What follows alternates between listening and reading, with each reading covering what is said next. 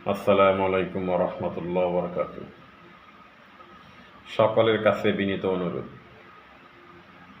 সবাই আমাদের আপসীন নেত্রী দেশনেত্রী বেগম খালেদা জিয়ার জন্য দোয়া করবেন। মহান আল্লাহ তাআলা সুবহানাহু ওয়া তাআলা যেন বেগম খালেদা জিয়াকে পূর্ণ শেফা দান করেন। উনি যেন স্বৈরাচারের, অত্যাচারের, জালিমের ফাঁসি দেখে যেতে পারেন। বেগম খালেদা জিয়া শুধু বিএনপির চেয়ারপারসন না, উনি আর এখন কোনো দলের না, উনি দেশনেত্রী। উনি অন্যায়ের কাছে কখনো মাথা নত করেন নাই।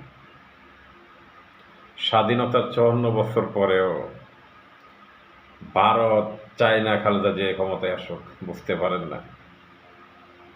কারণ দেশের বিষয়ে, দেশের ব্যাপারে উনি আপোষহীন।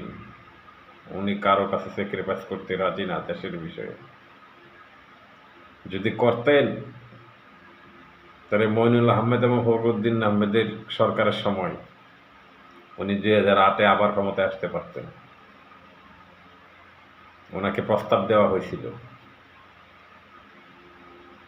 কারণ উনি ভারতীয় প্ল্যান মতো ক্ষমতায় আসবেন না, উনি ভারতের কাছে দেশ বিক্রি করবেন না।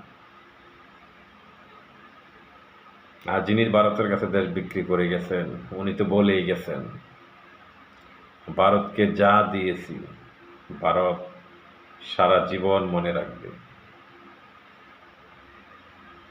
একজন প্রধানমন্ত্রী অন্য একটা দেশকে কি দিলে ওই দেশটা তাকে বিপদে আশ্রয় দেয়।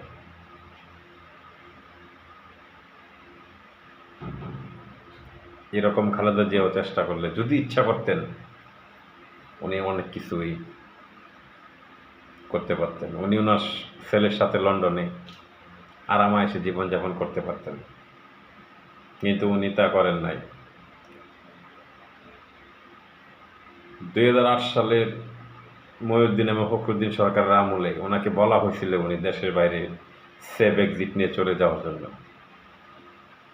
এই আপসীন নেত্রী একটা কথাই বলছিলেন, দেশের বাইরে আমার কোনো ঠিকানা নাই। এজন্যই উনি আপসীন নেত্রী, সকলের নেত্রী। আবারও বলছি, সবাই ওনার জন্য দোয়া করবেন, আল্লাহ যেন ওনাকে পূর্ণ সুস্থতা দান করে। উনি যেন স্বৈরাচারের ফাঁসি দেখে যেতে পারেন। আল্লাহ যেন ওনাকে আপাতত সেই হায়াতটুকু আল্লাহ যাতে ওনাকে দান করেন। আমিন।